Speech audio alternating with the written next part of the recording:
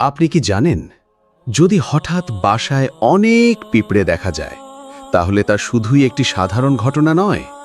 ইসলামী স্কলারদের মতে এটি হতে পারে আল্লাহর পক্ষ থেকে 5টি গোপন বার্তার একটি। আসসালামু আলাইকুম প্রিয় দর্শকগণ, আপনারা হয়তো জানেন না, পবিত্র কোরআনে এমন একটি সম্পূর্ণ সূরা রয়েছে যা শুধুমাত্র পিঁপড়ে নিয়ে অবতীর্ণ হয়েছে। সূরাটির নাম সূরা নামাল, যার অর্থই হচ্ছে পিঁপড়ে। কল্পনা করুন কতটা গুরুত্বপূর্ণ হলে আল্লাহ তাআলা একটি ছোট্ট প্রাণীর নামে একটি পূর্ণাঙ্গ সূরা নাজিল করেন। তাহলে প্রশ্ন হচ্ছে, এই ক্ষুদ্র পিঁপড়ে কী বার্তা দেয় আমাদের? কেন ইসলামে বাসার ভেতরে পিঁপড়ে হত্যা নিরুৎসাহিত করা হয়েছে? নবী সুলাইমান আলাইহিস সালামের সঙ্গে পিঁপড়েদের একটি অবাক করা ঘটনা রয়েছে, যা প্রতিটি মুসলমানের জানা প্রয়োজন। এই ঘটনা শুধু শিক্ষা নয়, বরং ঈমান বৃদ্ধির এক অনন্য উৎস হতে পারে। আজকের এই ভিডিওতে আমরা জানব, বাসায় পিঁপড়ে দেখা দিলে কী বার্তা লুকিয়ে থাকতে পারে। সূরা নামালের পিঁপড়ে নিয়ে আল্লাহর বিশাল শিক্ষা, নবী সুলাইমান আলাইহিস সালাম ও পিঁপড়ের অসাধারণ কাহিনী, এবং কেন ইসলাম আমাদের শেখায় এই ছোট প্রাণীগুলোকেও গুরুত্ব দিতে। ইনশাআল্লাহ গল্পের শেষে আপনি বুঝতে পারবেন কেন এই ছোট্ট পিঁপড়ে আল্লাহর দৃষ্টিতে এত গুরুত্বপূর্ণ এবং এর পেছনে লুকানো রহস্য কি। চলুন শুরু করা যাক। এক বিস্ময়কর ঘটনা নবী সুলাইমান আলাইসাল্লামের জীবন থেকে। একদিন নবী সুলাইমান আলাইসাল্লাম নদীর পাড়ে বসে আল্লাহর জিকিরে গভীর মনোযোগে মগ্ন ছিলেন। হঠাৎ তিনি লক্ষ্য করলেন, একটি ছোট্ট পিঁপড়ে তার মুখে সামান্য খাবার নিয়ে নদীর দিকে যাচ্ছে। সে ধীরে ধীরে অত্যন্ত সতর্কভাবে নদীর কিনারায় এসে থামল। নবী সুলাইমান আলাইসাল্লাম আগ্রহ ভরে সে দৃশ্য অবলোকন করছিলেন। ঠিক তখনই নদীর পানি থেকে হঠাৎ একটি ব্যাঙ ভেসে উঠল এবং ধীরে ধীরে তার মুখ খুলল। আর অবাক করার মতো ভাবে পিঁপড়েটি একেবারে শান্তভাবে সেই ব্যাঙের মুখের ভিতরে ঢুকে গেল। আপনি হয়তো ভাবছেন, ব্যাঙটি এবার পিঁপড়েটিকে খেয়ে ফেলবে। নবী সুলাইমান আলাইসাল্লামের মনেও প্রথমে তেমনটাই আশঙ্কা জেগেছিল, কিন্তু পরবর্তী দৃশ্য ছিল আরও বিস্ময়কর। ব্যাঙটি মুখ বন্ধ করে পানির নিচে ডুব দিল। নবী সুলাইমান আলাইসাল্লাম গভীর মনোযোগে পুরো ঘটনাটি পর্যবেক্ষণ করলেন। কিছুক্ষণ পর ব্যাঙটি আবার পানির নিচ থেকে ভেসে উঠল এবং তার মুখ খুলল। সেই একই পিঁপড়েটি তখন নিরাপদে বাইরে এসে পড়ল। তবে এবার নবী সুলাইমান আলাইসাল্লাম খেয়াল করলেন, পিঁপড়েটির মুখে থাকা খাবারটি আর নেই।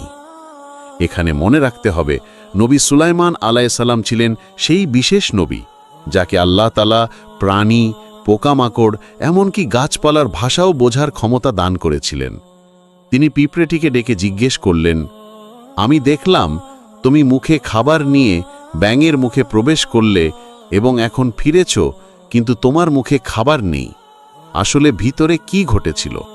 পিঁপড়েটি বিনয়ের সঙ্গে জবাব দিল, হে আল্লাহর প্রিয় নবী, আমি প্রতিদিন নদীর নিচে একটি পাথরের নিচে যাই। আল্লাহর কুদরতের এক অনন্য নিদর্শন, পিঁপড়ে, ব্যাঙ এবং সেই অদৃশ্য পোকা। পিঁপড়েটি নবী সুলাইমান আলাইহিসসালামকে বিনয়ের সঙ্গে বলতে লাগল, হে আল্লাহর নবী, নদীর নিচে এক পাথরের নিচে একটি ছোট্ট কৃমি বাস করে।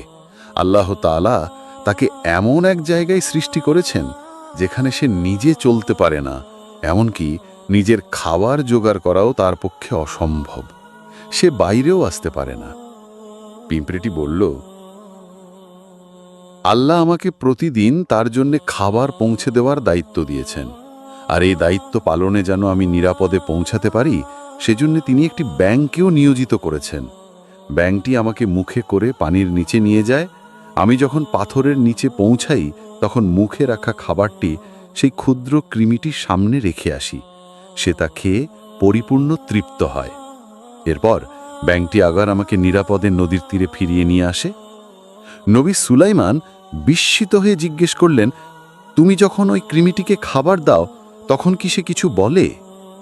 পিঁপড়েটি বলল, জি হ্যাঁ, হে আল্লাহর রাসূল, সে সবসময় একটি কথা বলে যা শুনলে হৃদয় কেঁপে ওঠে। সে বলে, রহমতশীল ও রিজিকদাতা আল্লাহ, যিনি আমাকে এই গহন পানির নিচেও ভুলে যাননি, তিনি কিভাবে সেই মানুষ জাতিকে ভুলে যাবেন যাদের তিনি নিজের হাতেই সৃষ্টি করে শ্রেষ্ঠত্ব দিয়েছেন? এই কথা শুনে নবী সুলাইমান আলাইহিসসালাম আবেগে বিহ্বল হয়ে গেলেন। সত্যি আল্লাহর রহমত কত বিশাল!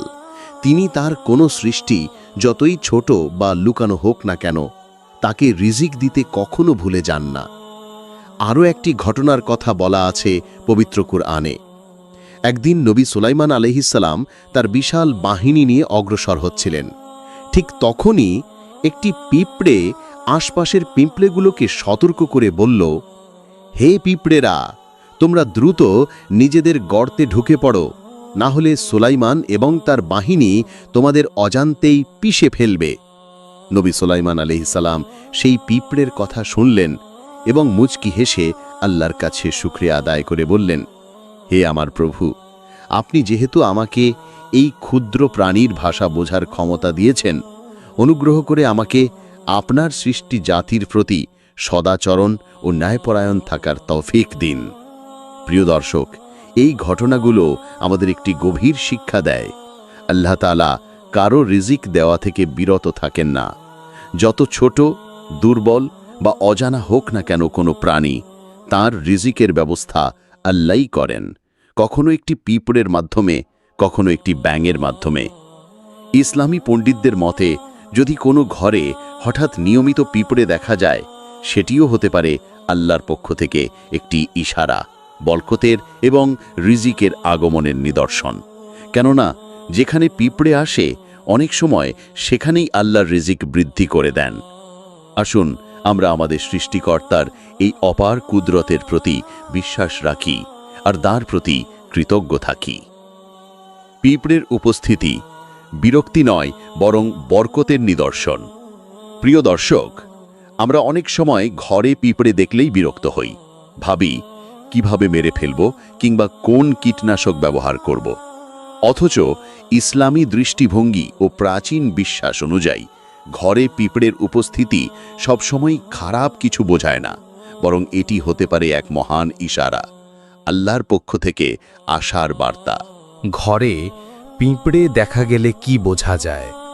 পিঁপড়ে যদি নিজে থেকেই ঘরে আসতে শুরু করে, বিশেষ করে তারা যদি সংগঠিতভাবে চলাফেরা করে, তাহলে অনেক সময় তা রিজিক, বরকত ও অর্থনৈতিক স্বস্তির ইঙ্গিত দেয়। আপনি যদি দেখেন পিঁপড়ে ডিম বহন করছে, তাহলে এটিকে অত্যন্ত শুভ লক্ষণ মনে করা হয়। এটি রিজিক বৃদ্ধির ও শান্তিময় জীবনের ইঙ্গিত। যদি কালো পিঁপড়ে দেখা যায় আপনার চাল বা খাবার সংরক্ষণের জায়গা থেকে বের হতে, তবে এটিও একটি গুরুত্বপূর্ণ ইশারা। এটি হতে পারে হঠাৎ আর্থিক লাভ, পুরনো পাওনা ফিরে পাওয়া বা কোনো অব্যাহত আশা পূরণের নিদর্শন। আপনি যদি দেখেন পিঁপড়ে ঘুরছে গয়নার বাক্সে, তাহলে প্রাচীন বিশ্বাস অনুযায়ী এটি ইঙ্গিত করে আপনি শিগগিরই স্বর্ণ, দামি অলংকার বা মূল্যবান কিছু পেতে পারেন। অনেকের অভিজ্ঞতায় এমন ঘটনার পর সত্যিই আর্থিক প্রাচুর্য এসেছে। পিঁপড়ে আর দিক নির্দেশনা। পিঁপড়ে যদি দেখা যায় ঘরের উত্তর দিকে, তাহলে এটি ধরা হয় আসন্ন সুখ, মানসিক শান্তি ও পারিবারিক সৌহার্দ্যের প্রতীক। ইসলামী ব্যাখ্যায় উত্তর দিককে শুভ ও বরকতময় বলা হয়েছে। আর যদি ঘরের পশ্চিম পাশে পিঁপড়ে চলাফেরা করতে দেখা যায়, তখন একে অনেক সময় ইঙ্গিত হিসেবে ধরা হয় বিদেশ ভ্রমণ, নতুন সুযোগ বা উন্নত ভবিষ্যতের শুরুর ইঙ্গিত।